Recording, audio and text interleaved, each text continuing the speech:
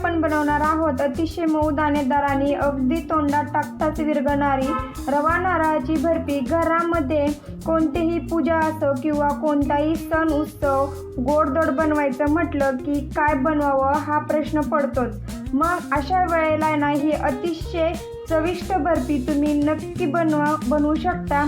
कमीत कमी साहित्यात आणि अगदी झटपट तयार होणारी ही बर्फी अतिशय रसरशीत आणि चवीला स्वादिष्ट लागते। चला तर मग पटकन आजच्या रेसिपीला सुरुवात करूया।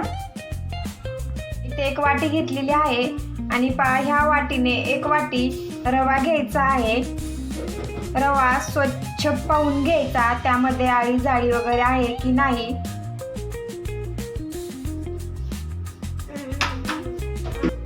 रवा इथं बारकालाच घेतलेला आहे। मोठा रवा जर घेतला तर मिक्सरला बारीक करून घ्या थोडासा, पण शक्यतो बारीक रवाचाच वापर करा। आता एक वाटी रवा घेतलेला आहे। एक वाटी रव्याला अर्धी वाटी खोबऱ्याचा किस घेतलेला आहे मी। तुमच्याकडे वल्ल नारळ जर असेल तर तुम्ही वल्ल्या नारळाचा किस घेतला तरी पण चालेल। तर मी इथं खोबऱ्याचा किस घेतलेला आहे, छान असा बारीक घेतलेला आहे। खोबरं जर किसून घेतलं तर मिक्सरला थोडंसं बारीक करून घ्या। इथं कढई गरम करायला ठेवलेली आहे, त्यामध्ये अर्धी वाटी तूप घालून घेऊया। तूप कडकडीत गरम होऊन द्यायचं। आता रवा टाकून घेऊया। रवा तुपामध्ये ना छान हलकासा भाजून घ्यायचा आहे। आपल्याला फुल गॅसवरती रवा भाजून घ्यायचा नाही, मीडियम गॅसवरती ना रवा भाजून घ्यायचा। आपण जेव्हा रवा शिरा बनवतो ना, शिरा बनवायला कसं आपण जास्त लाल करून घेतो, आपल्याला त्या पद्धतीने नाही, फक्त असा पांढरा दिसला पाहिजे पण रव्याचा ना कच्चेपणा गेला पाहिजे। 5 मिनिटं आपल्याला रवा मीडियम गॅसवरती भाजून घ्यायचा आहे आणि सतत असं हलवत राहायचंय। रवा जास्त आपल्याला करपून द्यायचा नाही, आपल्या बर्फीचा कलर आहे ना एकदम पांढरा शुभ्र दिसला पाहिजे।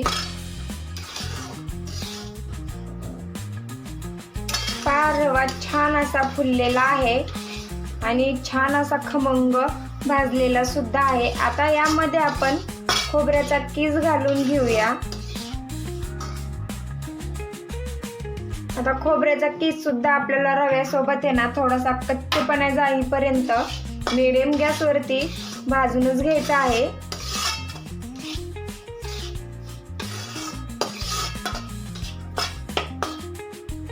रव्यासोबत खोबऱ्याचा किस सुद्धा छान असा भाजलेला आहे। आता आपण याच्यामध्ये ना अर्धी वाटी दूध घालून घेऊया। तुमच्याकडे जर साई जर असेल अर्धी वाटी तर तुम्ही अर्धी वाटी साई घातलं तरी पण चालेल, आणि साई जर नसेल दूध असलं तरी पण चालेल। तर अर्धी वाटी दूध घालून घ्यायचं आहे, छान मिक्स करून घ्यायचं आहे। आणि ज्या दूध घातल्यामुळं रव्याच्या गिठुळ्या तयार झालेल्या आहेत ना, सर्व आपल्याला फोडून घ्यायच्या आहेत। गॅस मिडियमच ठेवायचा, आपल्याला गॅस इथं फुल करायचा नाही।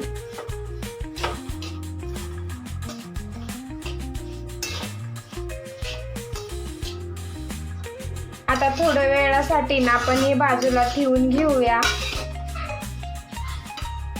आपल्याला एकतर्फी पाक बनवून घ्यायचा आहे। ज्या वाटीने आपण रवा घेतला होता ना तीच एक वाटी तर साखर घेतलेली आहे, आणि ज्या वाटीने साखर आणि रवा घेतलाय तीच अर्धी वाटी तर पाणी घेतलेलं आहे। जास्त पाणी नाही घ्यायचं, जेवढा आपण साखर आणि रवा घेतलाय ना तेवढंच प्रमाण ठेवायचं आहे। साखर आपण व्यवस्थित विरघळून घेऊया।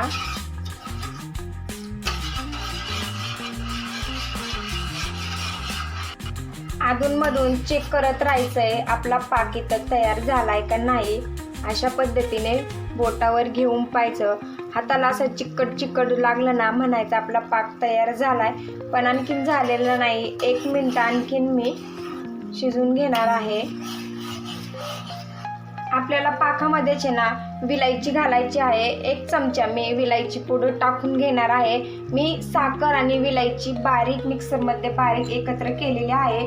आणि अशा पद्धतीने ती टाकून घेतलेली आहे.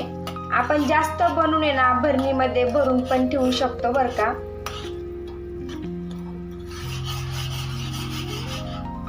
पाकात आपला इथं तयार झालेला आहे. आपण गॅस बंद करून घेऊया. आता आपण जी रवा आणि खोबरं बाजूला ठेवलं होतं, परत मिडियम गॅसवरती ना कढई ठेवून घ्यायची. आणि इथे मी ना अर्धी वाटी ना मिल्क पावडर घेतलेली आहे. मिल्क पावडर आपल्याला याच्यामध्ये ना व्यवस्थित मिक्स करून घ्यायची.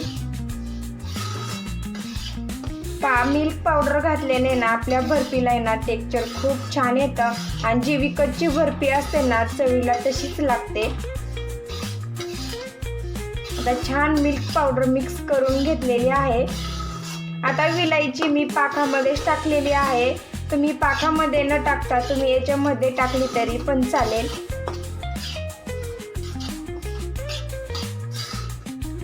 छान रव्यामध्ये मिल्क पावडर मिक्स झालेली आहे. आता आपण ना पाक टाकून घेऊया. गॅस मिडियमच ठेवायचा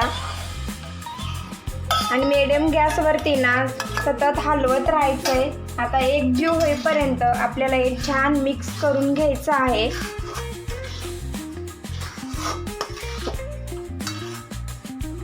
जोपर्यंत कढई याला सोडत नाही तोपर्यंत आपल्याला सारखं हलवत राहायचंय. आता ते ना चिकटते कढईला.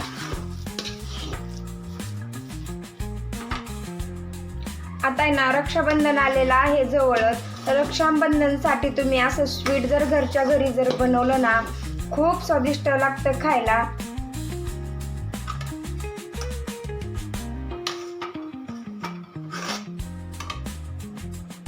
साखरेचा पाक घालून घेतल्याच्या नंतर ना मीडियम गॅसवरती आपल्याला 3 ते 4 मिनिटे ना छान परतून घ्यायचं आहे. पाहू शकता किती छान मस्त असं ना परतलेला आहे. ना आता अगोदरच मी ना एका डिशला ना तूप लावून घेतलेलं आहे जेणेकरून खाली चिकटणार नाही आपली बर्फी. आता आपण ते डिश मध्ये ना काढून घेऊया. अशा पद्धतीने डिश मध्ये ना काढून घेतलेला आहे. आणि वाटी घ्यायची एक आणि वाटीने ना असं व्यवस्थित पांगून घ्यायचं. वाटीला ना मी थोडंसं तूप लावून घेतलेलं आहे जेणेकरून चिकटणार नाही.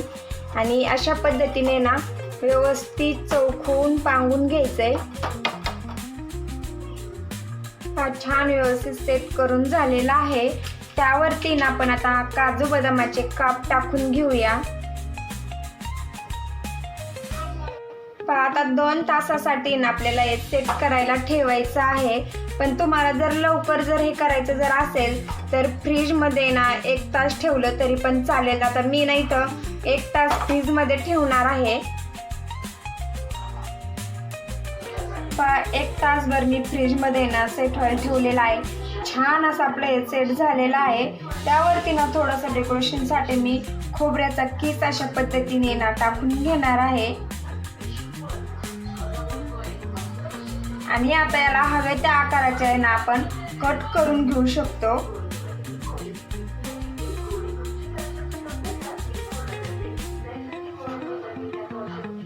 छान असं आपली रव्यापासून आणि खोबऱ्यापासून ना छान अशी आपली बर्फी तयार झालेली आहे.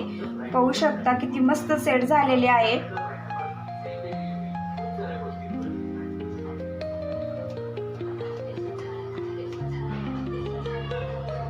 मस्त असे आहेत ना काप पडलेले आहेत. आणि तुम्हाला मी एक काढून दाखवते. पहा किती पटकन असा इझिली मस्त निघत आहे.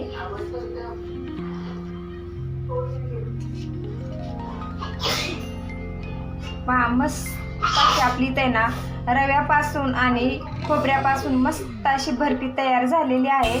पाहू शकता. कशी वाटली ही रेसिपी?